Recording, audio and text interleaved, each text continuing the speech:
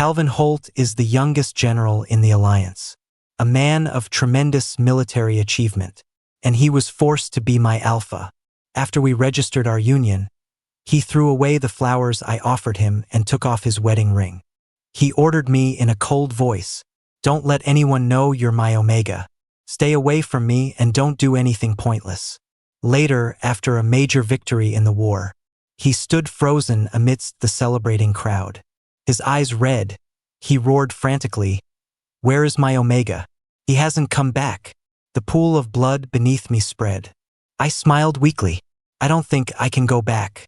If our marriage is dissolved because I died, General Holt will probably be very happy. I'd been shot. The blood was leaving my body fast. I braced myself against the wall, fighting to stay upright. I fumbled open my personal medkit and started stuffing the wound with gauze to stop the bleeding. Even as a military medic, I never thought I'd be using my own supplies on myself. The adrenaline numbed the pain. I managed to pack the wound in my side, only to see I'd also taken a bullet to the thigh. My hands were getting weaker. I hadn't even finished bandaging my leg. My eyelids felt too heavy to keep open. My body felt lighter and lighter. When I opened my eyes again, I found myself floating in mid-air. I saw my own bloody body on the ground. For a moment, I was stunned. I remember now. Today, our team's mission was a surprise attack. Surround the enemy camp and rescue the hostages. They had recently hijacked one of our military family transport planes and stolen the black box. Right? I wonder if the little girl I rescued managed to find Calvin, to give him the data drive from the black box. I should go see. I floated out of the room, heading for the rendezvous point. From a distance, I saw him, Calvin. He was in his dark Navy combat uniform, standing at the very front of the formation. His military cap cast a shadow over half his face, revealing a hard jawline and a prominent Adam's apple. Even without his S-class alpha pheromones, he had an aura of pressure and intimidation that was hard to miss. "Where is the attending medic?" Calvin's voice was sharp. "Step forward." In the dead silence, one man stepped out from the ranks. It was Edward. He was also an Omega medic, my roommate. Calvin walked up to him. "Where did Lillian go? Why didn't he return with you?" They were standing too close. At that distance, you can smell the pheromones. I knew because the last time I was that close to him, I smelled it. Fresh and deep, like a pine forest after the rain. A scent that belonged only to Calvin. He must have caught a whiff of Calvin's pheromones. Edward's face turned red instantly. "I don't know," he answered. Then, in a much quieter voice, he added, "Lillian's never been one for rules. He probably got scared of getting hurt and ran off." "Is that so?" Calvin's tone was flat as he turned and walked back to the front of the line. I rushed forward to grab his sleeve. "No, that's not true. How could I ever be a deserter? We've been married for a year. How could you just believe someone else and think I'm that kind of person?" My hand closed on empty air. I couldn't touch Calvin, and I had no way to explain. There was no denying it. Even after a year of marriage, Calvin didn't know me at all. We were rarely alone together. Besides, from the very beginning, he never wanted to be my alpha. Alliance regulations state that high-ranking officers of a certain age are mandatorily paired with a highly compatible Omega. It's meant to ensure alphas remain calm and rational during wartime. And I had pheromones that were a 100% match with Calvin's. It was one of the few lucky breaks I'd ever had in my life. After my father died on the battlefield, the Alliance covered my mother's hospital bills. So no matter who the council told me to marry, I wouldn't have objected. But I never expected it to be Calvin Holt, the S-class alpha who had received a presidential medal on a live Alliance broadcast. A golden boy, a decorated war hero admired by countless people. The day we registered, I was nervous and excited, like I was going to claim a grand prize. I didn't expect to get a bucket of cold water dumped over my head. No wedding, no permanent marking. Just a cold, hard order. "Don't let anyone know you're my Omega. Stay away from me and don't do anything pointless." I stared at the bouquet in the trash can. "Yes, General," I mumbled. But just before this mission, I think I screwed up his order. The morning before, I was seen coming out of Calvin's private quarters. I could cover the marks on my body, but the thick scent of alpha pheromones clinging to me was a dead giveaway. The soldiers were all talking. Calvin was furious. After training, I huddled in the barracks bathroom, frantically typing on my phone. General Holt, this is Lillian. I am incredibly sorry about what happened last night and this morning. Calvin probably couldn't be bothered to reply. He didn't. I swallowed my pride and sent another message. Don't worry. If anyone asks, I'll say I was in your room discussing important strategic intelligence. I waited for half an hour, my anxiety mounting. I got a short message back. When headquarters recruited you, did they forget to test your IQ? His words were few and they stung. I thought for a moment, then typed back confidently. In that case, I'll just say the scent on me is from another alpha. I'll make sure it has nothing to do with you. My legs went numb from sitting, and the general never replied again. He must have been satisfied with my final suggestion, but I soon realized I was being completely ignored. Soldiers would salute Calvin and he'd nod back. But when he saw me, he wouldn't even give me a glance, let alone a nod. He walked straight past me as if he were deaf and blind. It seemed Calvin was still angry. Of course, he really didn't want anyone to know about our relationship. But last night the assembly whistle blew. The surprise attack was about to begin. I rode with the advance team in an armored vehicle to the target location. The door opened. Calvin stood there, tall and imposing. He high-fived and shook hands with each soldier as they jumped out. It was an unwritten tradition in the Alliance forces. A gesture for a smooth mission and a safe return. I was at the end of the line. I wiped my palms on the front of my combat vest and got my hand ready for a high five. But when it was my turn, Calvin's hand smoothly changed direction. He adjusted his cap, looking straight at my hand held up by my face and the smile frozen on my lips. General Holt is really hard to please. I forced an awkward but polite smile, clenched my hand into a fist, and gave myself a little pump-up gesture. If I had gotten that high five from Calvin, would I still have been injured? I floated in front of him, thinking an inappropriate thought. Lillian, come in. Please respond. Calvin was speaking into his comms, calling my name. After repeating it twice, he frowned and pressed his lips together. A faint sound came from the comms. Even the wind went silent, allowing Calvin to hear it more clearly. It was static. Lillian, respond if you copy. This time, Calvin's voice was a bit harsh. Just as harsh as when he'd called my name the night before. Actually, his tone had changed several times that night. In the middle of the night, when he saw me burst into his room, he was shocked. Then he realized I was in the middle of a disorienting heat. He tried to snap me out of it with a cold command. The battle-hardened general failed. He lowered his voice, calling my name fiercely. Then he ordered me not to move. I can't bear to think about the details. Any single frame replaying in my mind makes me want to leave this planet immediately. When I came to my senses, I sat up in the disheveled bed. The sky was just beginning to lighten. He wasn't there. The sound of running water came from the bathroom. I looked up and saw Calvin's back. He was shirtless, his muscles as defined as mountains and valleys. He was carefully, meticulously washing his fingers.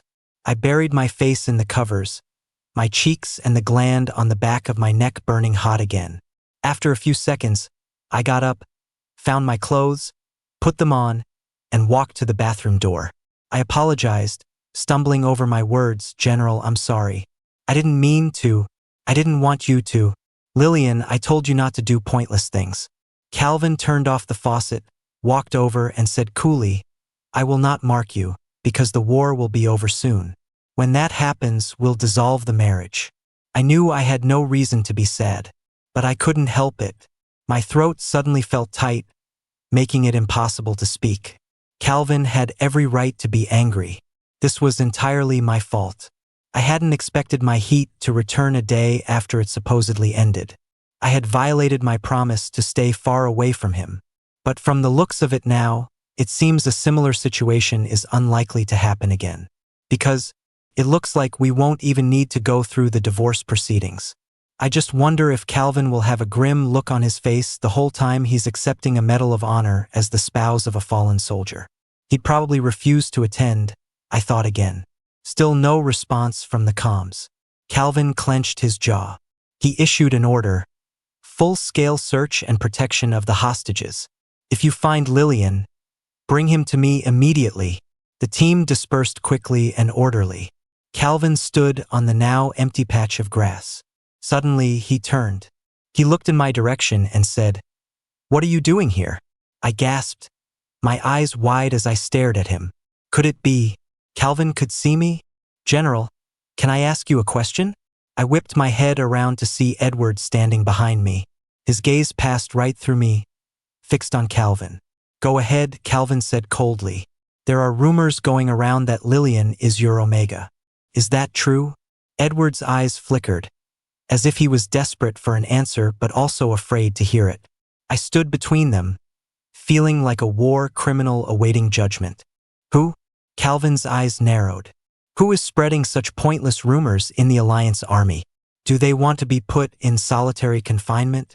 Calvin was furious, his tone harsh. But Edward wasn't scared. In fact, he looked pleased. He smiled and said, "I knew it couldn't be true." Then he ran off into the jungle. A leaf, blown by the wind, passed right through my body. It didn't hurt because my body was empty, but I felt a sharp sense of shame. This is how it should be, I thought, looking down. Calvin has no reason to reveal the truth for me. Even if I'm mistaken for an Omega with loose morals, I brought that on myself, didn't I? But why did I burst into Calvin's room during my heat? I thought about it for a long time. Still no answer. Just like that drunken night before we deployed a month ago. I can't remember a thing. Just then, a soldier ran over. He saluted Calvin and reported, "Sir, all captured hostages have been rescued and are ready for transport." My heart skipped a beat. "Is the little girl safe?" I blurted out. "Why hasn't she given the data drive to Calvin yet? Did she lose it on the way?" No one could answer me. "Good," Calvin said in a low voice. "You can move them out." "No, not yet. It would be terrible if we left that little girl behind." I followed the soldier into the jungle. But halfway there I saw Edward. He was hiding behind a bush, as if he'd spotted something suspicious. "Come out." Edward suddenly stood up and shouted, "I can see you." A few seconds later, a little girl jumped out of the bushes and ran in the opposite direction. "It's her. The little girl I rescued. She's safe." A 6 or 7-year-old child was no match for a well-trained Alliance soldier. She didn't get 10 meters before Edward tackled her to the ground. The data drive in her hand fell out and landed on the ground. Edward's eyes lit up. He picked up the little girl and asked, "Where did you get this?" The little girl was terrified. She cried softly. "An Omega brother with a Red Cross armband. He told me to give it to General Holt, but I don't know what General Holt looks like. Are you a good person? Can you please go save the brother? He's hurt. Boo-hoo." Edward quickly clamped a hand over her mouth, glanced around to make sure no one was there, and then whispered, "I know General Holt.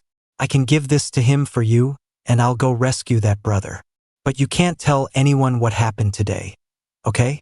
The little girl nodded, and Edward let go. He handed her over to the officer in charge of the hostages and walked back towards Calvin. I'm about to be saved, I thought. "General," Edward shouted, waving his arms excitedly. He ran up to Calvin, forgetting to even salute. "I found the data drive from the black box." Calvin's expression sharpened as he took it. He asked, a little urgently, "Where did you find it? Did Lillian bring it back?" "No," Edward paused, then said in a low voice, "I found it near the firefight just now. The fleeing enemy probably dropped it." "Edward." I ran in front of him, shouting in shock, "Why are you lying?" "Calvin." "Don't believe him." Calvin's face darkened. He looked at Edward and said, "Is that so? Looks like you got lucky." He put the data drive in his pocket and asked, "Any news on Lillian?" Edward was silent for a few seconds. Finally, he shook his head. "No." The night before, when I came back from Calvin's quarters, I ran into Edward. He stared at me with wide, astonished eyes, then glanced towards the end of the staircase. All the alphas lived downstairs, including Calvin. He and I didn't talk much to begin with, and now, as if trying to avoid any suspicion, he quickly looked away and walked off. When I got back to our room, he told me, in just half an hour, "The whole unit is talking about you." Edward was furious. "Some people are even saying you came out of the general's room. The general is an honorable man. You better confess to everyone immediately and not tarnish his reputation." So, is that why Edward hid the truth? He hates me, so he doesn't want me to be saved? But now none of that matters anymore, because it seems I've lost any chance of survival. "Is there anything else?" Calvin asked Edward. Edward looked up. "General, I found the data drive. If that counts as a meritorious act, can I ask you a question?" "Calvin, go ahead. In the future, what kind of Omega will you marry?" As Edward finished speaking, a commotion erupted in the distance. The rescued military families were reuniting with their loved ones. The mix of suppressed sobs and laughter was incredibly moving. Calvin looked in the direction of the sounds, his expression softening. "Someone I love very much, I guess. By all rights, I shouldn't be sad, because I've always known I wasn't the person Calvin loved. Because I'm naturally optimistic, I always thought that with enough time and companionship, one day Calvin would acknowledge and accept me. But now, hearing him say he wants to marry someone he loves, I suddenly realized I've become an obstacle to his happiness. He could have found an Omega he adored. They could have dated, he could have proposed, marked her for life. He could have made all the traditional steps full of meaning and ceremony. Instead of being mandatorily paired with me, his alpha, forced to accept this plain regret. It's time to give up, I told myself. If you want less, it's harder to get hurt. The noise soon died down. A squad leader ran over to report, "General, all personnel are assembled, awaiting your orders to return to base." Calvin nodded and picked up his comms.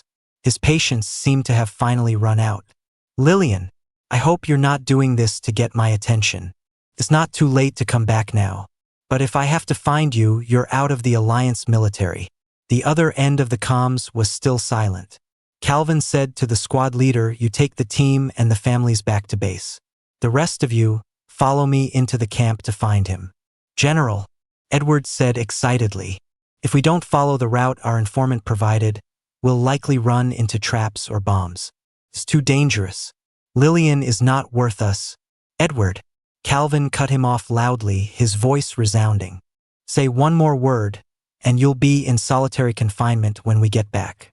Edward's eyes instantly turned red. He pressed his lips together and said nothing more. He just followed behind Calvin, heading into the camp. Just as we were about to enter the camp, we crossed paths with the team returning to base. As we passed, the little girl at the very end of the line suddenly turned around. She ran over and tugged on the corner of Calvin's uniform. "You're General Holt, right?" she asked, looking up at him, timid yet certain. Calvin crouched down to her eye level. "Yes." The little girl pushed a crumpled object from her palm into Calvin's hand. "This was stuck to the brother's clothes," she said. "The brother put his vest on me and wouldn't let me take it off. Then he got hurt, he bled so much." Her voice got quieter, her red eyes staring as she asked, "Did you find him? He's not dead, right?" Calvin glanced at the black vest she was wearing, a look of unprecedented confusion on his face. Then he unfolded the piece of cloth in his hand. It was the military ID patch from the chest of a ballistic vest. Printed on it were the numbers 96511. Calvin's fingertips suddenly trembled. In a voice barely audible, filled with disbelief, he breathed my name. "Lillian, where is he?"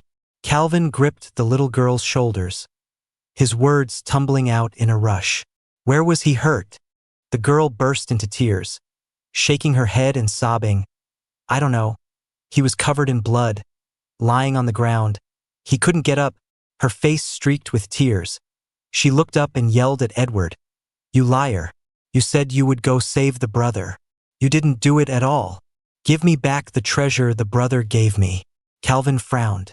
"What treasure?" "It was a small, hardboard. The brother said it was a treasure with important things stored on it and told me to bring it to you." Calvin's head snapped up, his eyes blazing red with fury. He stared daggers at Edward and roared, "Everyone, stay with me. Into the camp now." They moved quickly, Calvin carrying the little girl and leading the way. After navigating around some makeshift traps, Calvin stopped. He was breathing heavily as he asked the little girl in his arms, "Do you remember the route you took to escape?" I followed the little girl's gaze and saw a maze-like area of residential buildings. The squat, earth-colored houses were packed together, dense and sprawling. Most of the walls were pockmarked with bullet holes and damage. Swept by the desolate wind, they looked like a field of tombs. "What do I do?" The little girl started crying again. "I don't remember." The residential area was littered with landmines and explosives. Entering rashly was a death sentence. This was probably why the enemy hadn't pursued me to finish the job. Calvin handed the little girl to a soldier, telling them to wait there. "I will find him," he said, turning back, his voice serious and determined. "Don't cry." I watched him charge into the winding alleys, my mind flashing back to his face as a teenager. "Don't cry." Back then, he had said the same thing to me. My first meeting with Calvin was not a pleasant one. That was the day I received a military flag. It was folded neatly in a square wooden box, a substitute for my father's ashes. My mother had fallen ill and was in the hospital. 10 years old and all alone, I sat on the edge of a flower bed in front of the hospital, clutching the wooden box. I needed to cry it all out quickly, then leave the box with a doctor so I could go back to my mom's bedside. But halfway through my tears, a boy stood in front of me and said stiffly, "Don't cry." He looked a few years older than me, dressed in an outfit that closely resembled a military uniform, his black leather shoes polished to a shine. The boy's expression was serious. "Your father is a hero," he said earnestly. "You should be proud of him." I nodded, but the tears kept falling. The boy's brow furrowed as if he'd run into a difficult problem. He hesitated, then awkwardly and clumsily raised his hand to wipe my tears away. "Calvin." Hearing his name called, he turned and ran toward a military vehicle parked by the hospital entrance. The officer who opened the door for him was the same one who had come to deliver the flag. It should have been a brief, ordinary encounter that Calvin surely forgot long ago.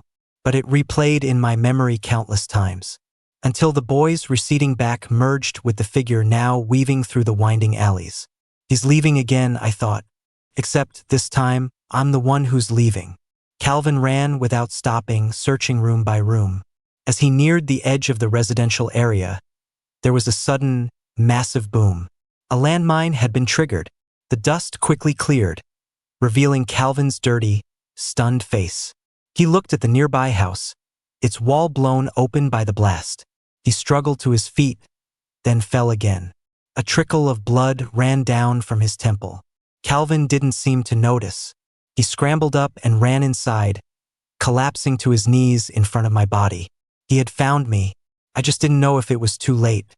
If I were to turn all the images of Calvin stored in my mind into photographs, they could probably be sorted into 2 categories based on his expression. There's the cold, solemn, and serious Officer Calvin. And then there's Alpha Calvin, who, even after we were intimate, was always getting angry with me. But now, he wore an expression I had never seen before. His eyes were wide with bewilderment, his lips and fingertips trembling. It was a sign of fear. Could Calvin, who had faced death so many times, also feel fear? He raised his hand but didn't dare to touch me. My body was slumped against the wall, a large pool of blood spreading out from beneath it. There was no sign of life.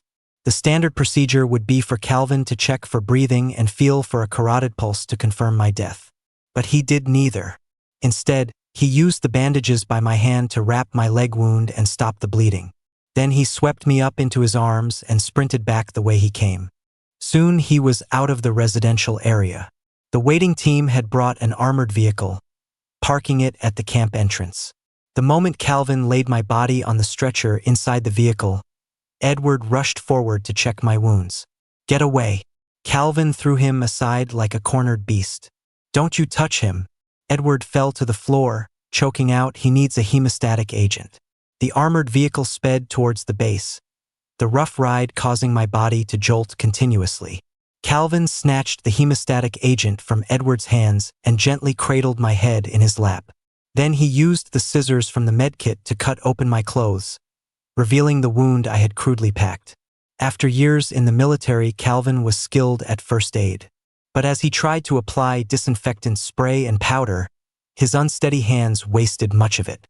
The atmosphere in the vehicle was heavy and oppressive.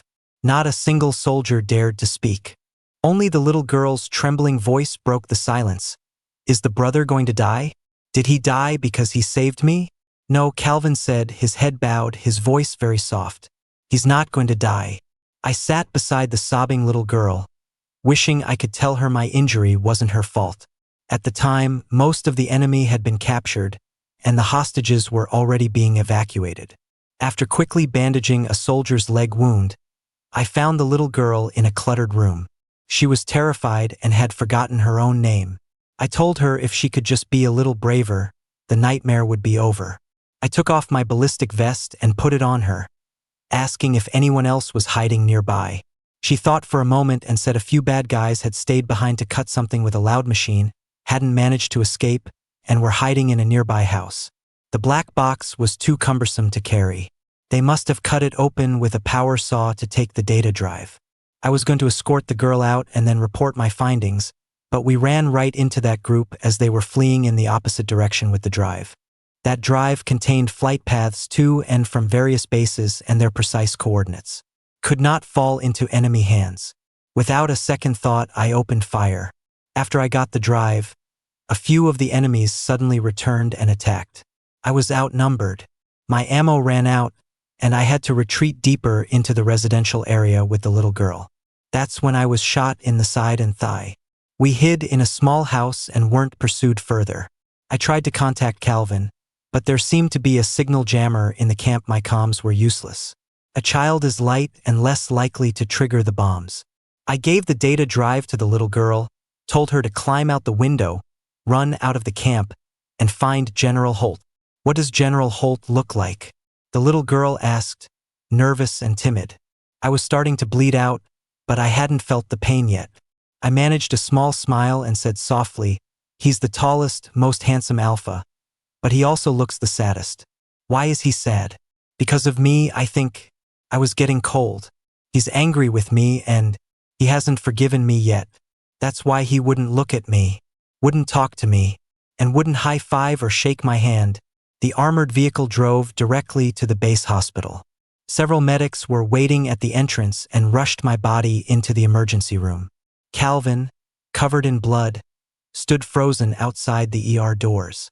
A short while later, a small group of people flooded into the ward area adjacent to the rescue zone.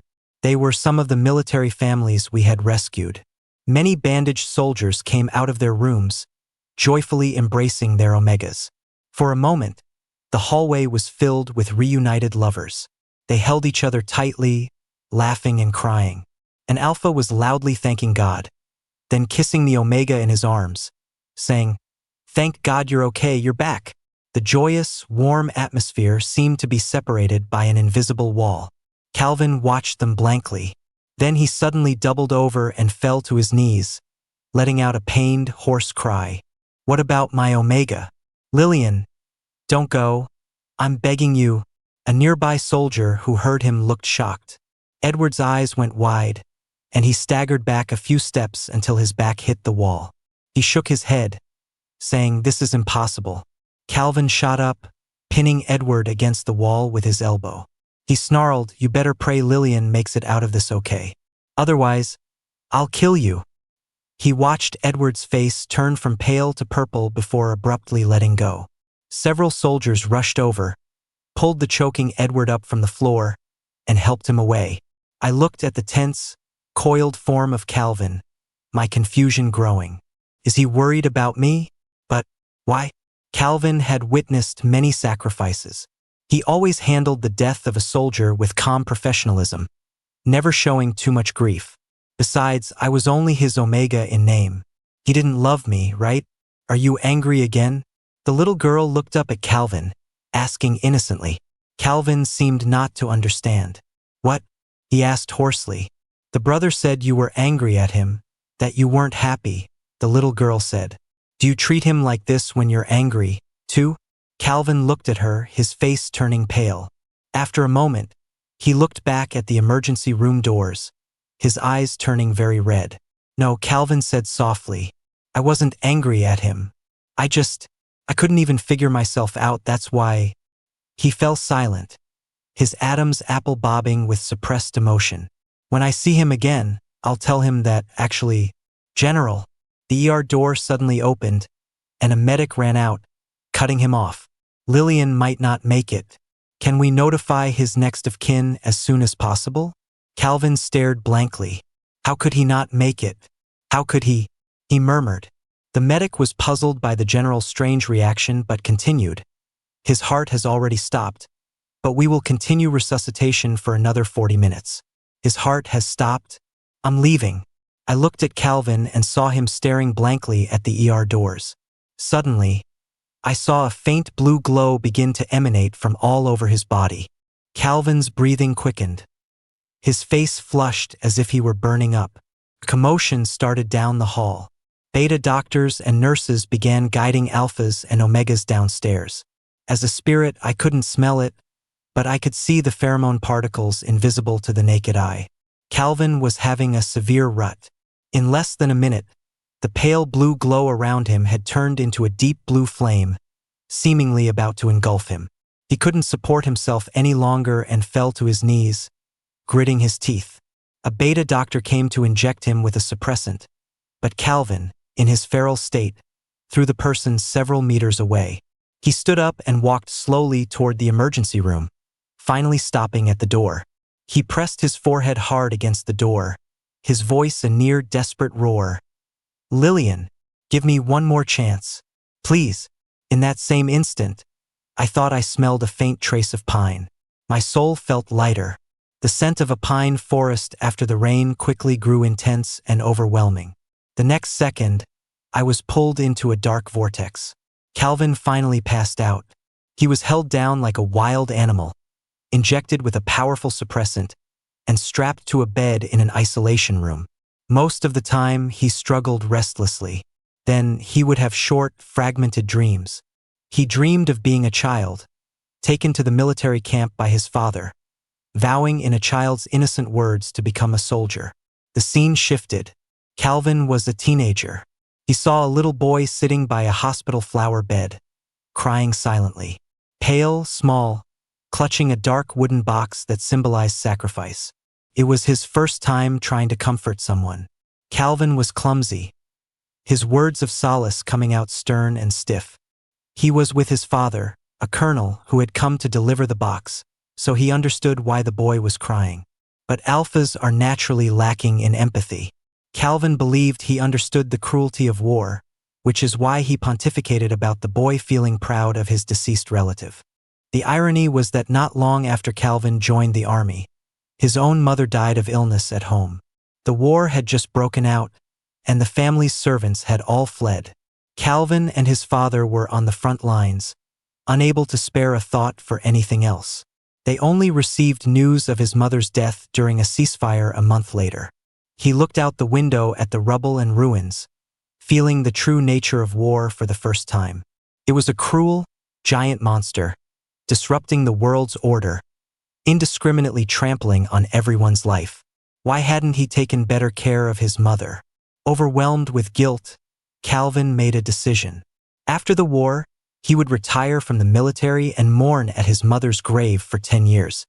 His father, upon hearing this, didn't try to stop him right away. But soon, he received a mandatory pairing notice from the Alliance Council. Calvin knew it was his father's attempt to tie him down with an omega and a family. That's why he resisted Lillian, deliberately giving him the cold shoulder and even saying hurtful things. It's better than losing a father, than losing a husband, too, Calvin thought. Things started to go off track gradually. Calvin couldn't pinpoint when he started noticing Lillian. He only clearly remembered the night before deployment. At a party, Lillian got drunk. He ran to the long corridor behind the venue and blocked the alpha, who was leaving early. Perhaps it was the alcohol that gave him courage. The omega's cheeks were flushed, and he slurred, "You toasted with everyone else. but you haven't toasted with me yet. Calvin stood silently in front of him, smelling the honeysuckle pheromones mixed with the faint scent of alcohol. The alpha frowned. You can't have any more to drink, he said sternly. Oh, the omega responded blankly, then slowly walked over. The corridor was dimly lit, with moonlight filtering through the tangled vines, illuminating Lillian's face. He stopped, standing very close to Calvin, brazenly violating the post-nuptial order given by the general. But the general didn't scold him or step back, because he saw Lillian's wet eyes. The tears didn't fall one by one but pooled in his eyes, ready to overflow. A blink. Calvin's reflection in his eyes would become clear, then quickly melt into a blurry shimmer of water. Lillian's eyelashes were long, blinking slowly, casting shadows on his clean face. When the music from the party paused, Lillian closed his eyes. He slowly leaned in, pressing his trembling, soft lips to Calvin's cheek. Calvin turned his head slightly, and Lillian's lips met his. Lillian held his arm, but without much force. Calvin didn't pull away, letting Lillian's clumsy, slow, and inexperienced movements stain him with the scent of honeysuckle. Likewise, Lillian was also infected with the rich scent of pine. Not long after that, Lillian, in the throes of a heat, burst into his room. The Omega had forgotten what happened when he was drunk, so he was confused as to why he had inexplicably come looking for Calvin. But Calvin knew, because the 100% matching pheromones were like a seed, planted in the Omega's body the night before deployment. Once there was a craving, his body's instincts would lead him to the alpha's side. The dreaming Calvin was just about to explain when the scene before his eyes changed to the enemy camp in the forest. The soldiers were cheering for victory.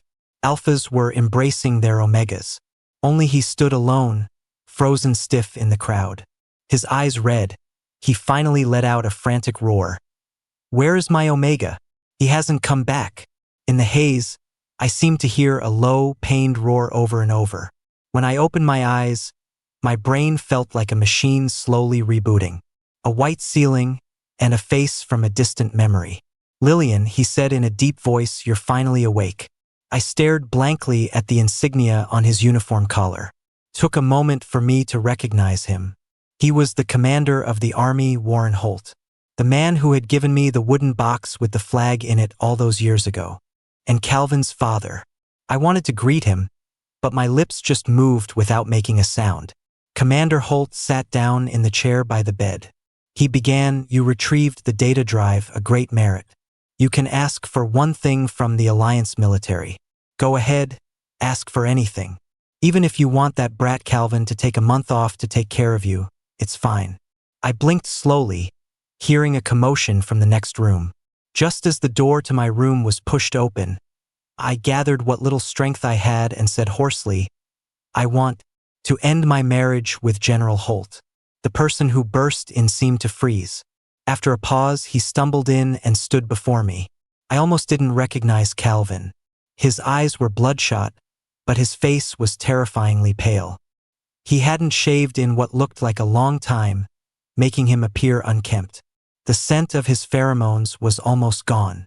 Commander Holt glanced at him with a frown. Why? He asked. Did this damn kid treat you badly? I'll deal with him for you. No, that's not it. I didn't want to cause trouble for Calvin. I made up a lie. It's me. I want to marry someone I love. Commander Holt's face fell, and he finally said no more. So I looked at Calvin. With difficulty, I managed a faint smile under the oxygen mask. As if to silently reassure him, it's okay, it's better if I'm the one to say it. This way, his father won't be angry with him. And when he meets someone he loves in the future, he can remarry without any baggage. It's okay. I told myself again. Commander Holt seemed to agree to my request. But strangely, Calvin didn't seem relieved or happy about it. He had a bed moved into my hospital room and took his suppressant shots on schedule every day. He took over my daily care completely, feeding me, giving me water, washing my face, and giving me sponge baths. He was so attentive that even the professional caregivers felt inadequate. When it was time to remove a drainage tube or change a dressing, Calvin would carefully release just the right amount of pheromones to soothe my pain. It must be his sense of duty to his legally bonded omega, I reasoned, trying to explain Calvin's unusual behavior. Then I told myself, this is what any alpha would do. It's nothing special. I woke up late one night to see Calvin quietly watching me. His expression was complicated.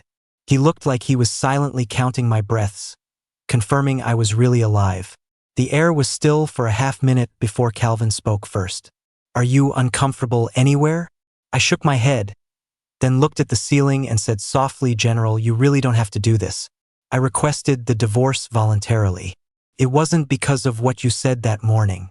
Calvin sat up straight, his brow slightly furrowed as he looked at me seriously. It made me feel like I was protesting too much, so I struggled to sit up. It's true. We don't have to wait for the war to end. We can do it tomorrow. Don't move. Calvin came over and pressed my shoulder, making me lie back down. His hand was large, dry, and calloused from holding a gun. The touch and warmth seeped through my hospital gown, and I instantly felt a blush spread from my shoulder to my face. Calvin stared at my face for a moment, then suddenly asked, Do you have a fever? Without waiting for an answer, he placed his entire palm on my forehead. His hand was so big it covered half my face, and he didn't move it for a long time. I didn't dare move. Your hand is too warm, I said, a little uncomfortable. You can't tell. So please take it off, General. Is that so? Calvin's voice was deep, coming from right above my head, and it seemed to make my ears tingle. The large hand finally left, but a larger shadow fell over me. Calvin leaned down and kissed my temple. I froze in the bed, quickly dismissing the thought. How could he kiss me? He's just using his lips to check my temperature. But the test seemed to be taking an unusually long time. I blinked carefully. I don't have a fever. Thankfully, Calvin finally straightened up, allowing me to breathe normally again. You must be busy. You don't have to stay here and take care of me. I won't go back on my request for a divorce, so you don't need to keep fulfilling your duties as an alpha. Calvin looked down at me, listening patiently. Then his expression soured. Are you trying to get rid of me? I didn't dare look at him anymore. Feeling drowsy again, I just half closed my eyes, burrowed into the covers, and shook my head. We'll talk about everything after you've recovered and left the hospital, Calvin said, his voice lowering.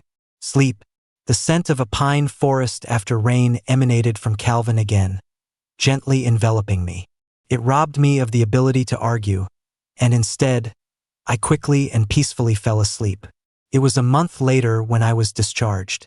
I returned to my old dorm room, surprised to find 2 alpha soldiers living there. Calvin caught up from behind, carrying my things. Military families have arrived, so the dorms were reassigned, he told me. So where's my new room? Probably because my leg hadn't fully healed. Calvin took my arm. As he led me upstairs, he said, From now on, you're living with me. I stopped on the staircase landing and looked at Calvin beside me. He was much taller than me, so his gaze was directed downward to meet mine. I gently pulled my arm free, climbed one more step to be at his eye level, and said, No. Calvin looked down at his empty palm. He seemed to pause for a moment before asking in a low voice, Why? The early autumn sunlight streamed in through the window on the landing. Half of Calvin's face was cast in the shadow created by his high-bridged nose, his expression unreadable. I used to be afraid when he asked questions like that, but now I seem to have found a bit more courage. We're going to dissolve our marriage soon, I said. Living together would be inconvenient. He'd already been forced to stay with me in the hospital for so long. If we had to live together now, it would be torture for him. Besides, I didn't want to be controlled by pheromones anymore. Calvin slowly lowered his hand, clenching it into a fist at his side. He looked away. But the barracks are full. There are no spare rooms.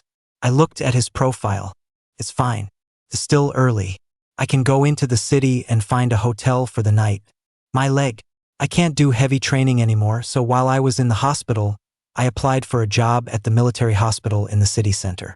I'll be starting soon. I looked at Calvin's astonished face, smiled faintly, and reached for the luggage in his hand. Could you Arrange for a car to take me into the city? Calvin didn't answer, nor did he let go of the bag. After a few seconds of stalemate, he asked, "Can't you stay in the Alliance military? If you don't like hospital work, I can." "I like it," I said, letting go of the bag to avoid his touch. I smiled. "I'll be working in the clinic while I go to grad school. That way, even if I'm not on the battlefield, I can still help a lot of people." Calvin stared at me, as if seeing me smile for the first time. "General Holt?" He jolted slightly, then picked up the luggage and headed downstairs. "I'll take you." Calvin took me to a hotel near the military hospital and paid for a week's stay. After putting the luggage in the room, Calvin stood on the rug by the entrance, looking like he wanted to say something but couldn't. "General, it's getting late. Please drive safely on your way back." Calvin stood there quietly, the dim light from the entryway casting a glow on his shoulders. His tone was stiff. "Your leg. You haven't had your massage today." I felt the room getting a little warm. "I can do it myself," I said, a sense of urgency in my voice. "Please, you can go now." No one could order Calvin Holt around. He walked toward me. "You need to apply a hot compress first. And can you guarantee your technique and pressure are correct?" Calvin blocked part of the light, enveloping me in his shadow. "Yes." I turned my head away. "I'm a medic, remember?" The room was silent for a few seconds before I suddenly said, "You don't have to leave if you don't want to." I looked up and saw Calvin's eyes light up. I continued, "That way you can come with me to file for divorce first thing tomorrow." For some reason, whenever I mentioned filing for divorce, Calvin suddenly became incredibly busy. The night I checked into the hotel, he said he had an early meeting the next day. In the following days, he'd text to ask about my meals and daily life, but would always use being busy as an excuse to put off my request for a quick divorce. As a result, I had already been working at the military hospital for a week, and General Holt still had no time for a divorce. Just as I was considering whether to contact Commander Holt and have the council issue a decree, Calvin suddenly showed up at the hospital. At that moment, I was talking to an alpha doctor. I looked up and saw Calvin standing in the middle of the ward's hallway, his face cold and stern. His gaze was fixed on the alpha doctor beside me. I smiled, waved goodbye to the doctor, and walked over to Calvin. "Are you here for the divorce?" I asked. Calvin's expression instantly soured. He frowned at the floor and said, "I'm sick. I came to see a doctor." "But there are medics at the base," I said, tilting my head to look at his face. "Is it a serious illness?" His face did seem a little red. Calvin raised a hand to cover his mouth, coughed, and said, "A cold." I stood up straight, my hands in the pockets of my white coat. Driving 2 hours to a crowded military hospital for a cold seems like a bit of a waste of resources. "General, I want you to treat me." I froze, inevitably thinking of the past. When he was hurt, I was always the first to notice. I could hear his suppressed cough even from a distance and would give cold medicine to his aid. But now, "General, you should register with internal medicine," I said, looking at his frozen expression. "I'm a surgeon now. I can't treat you." With that, I walked straight towards my office. As I passed him, he gently grabbed my arm. "Lillian." Calvin seemed to use a great deal of effort to say my name. He said in a pained, low voice, "Actually, I just wanted to see you." Why did he want to see me? Probably a habit formed after the mandated pairing. But if I'm going to give up, I have to be decisive.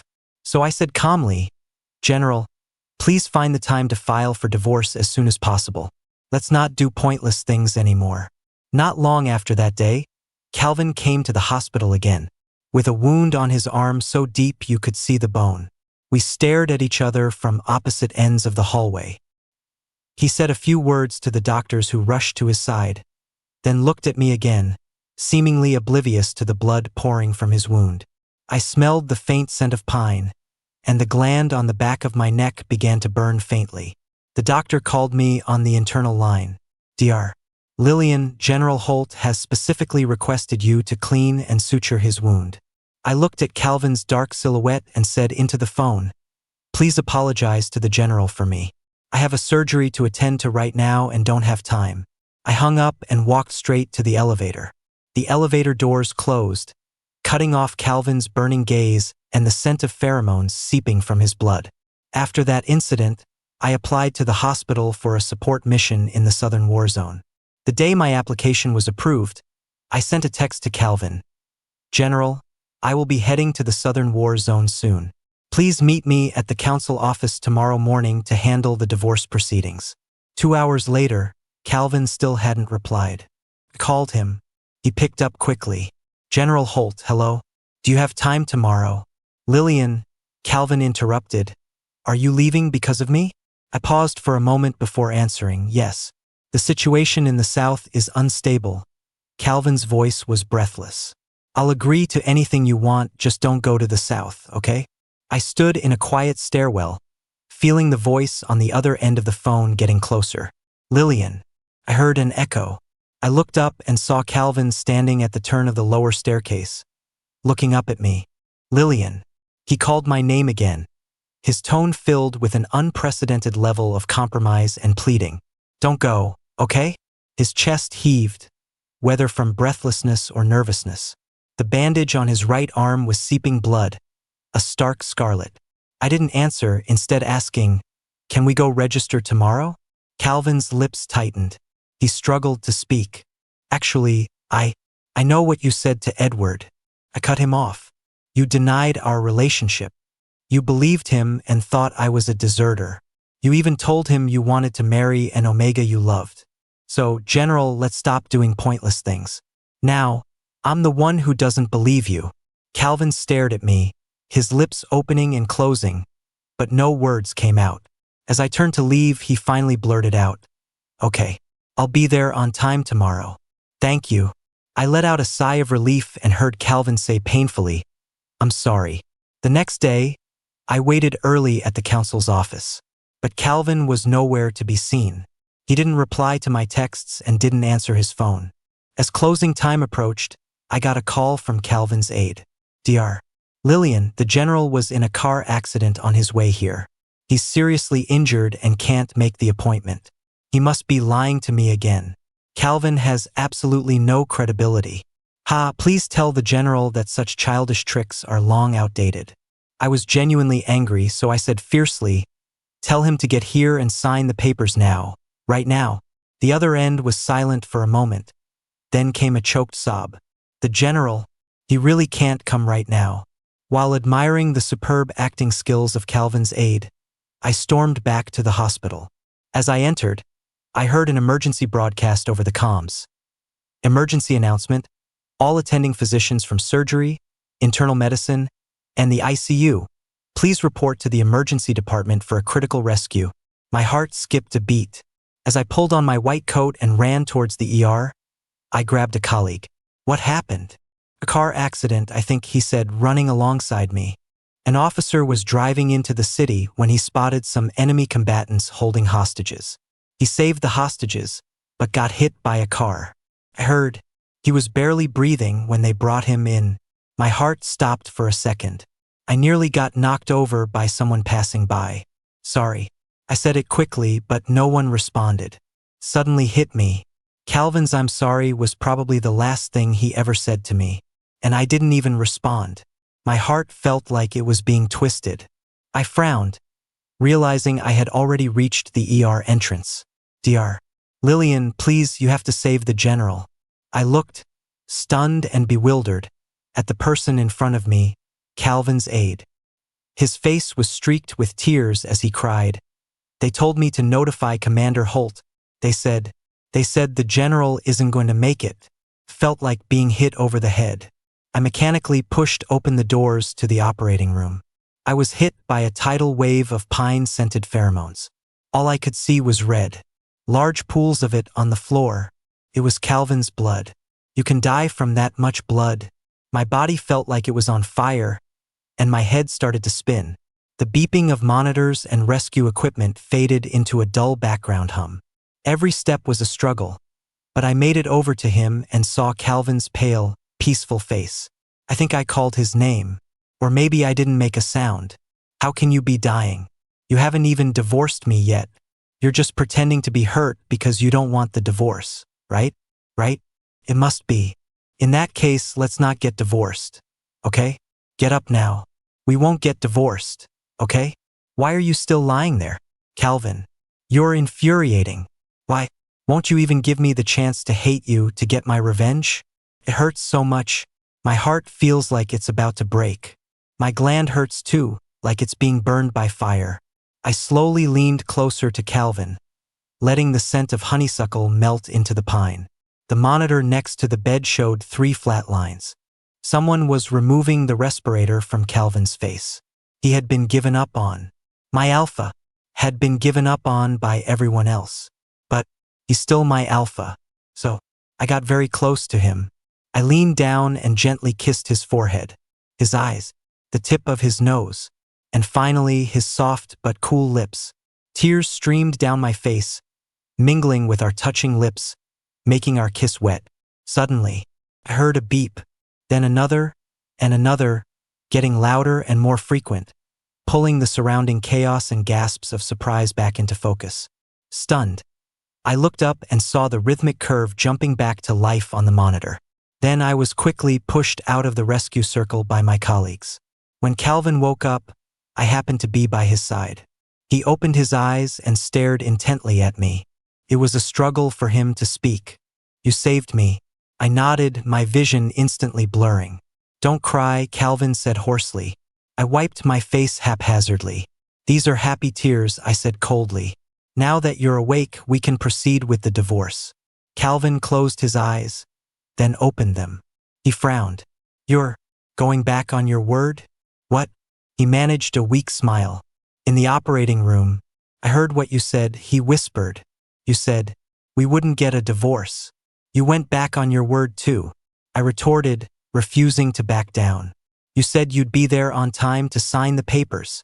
Calvin blinked, trying to look charming. I saved you once, you saved me once. I tricked you once, you tricked me once. So now we're even, okay? He reached out from under the covers and gently hooked my pinky finger with his.